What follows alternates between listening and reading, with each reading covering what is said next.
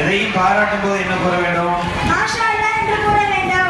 யாருக்கும் நன்றி சொல்லும் போது என்ன கூற வேண்டும்?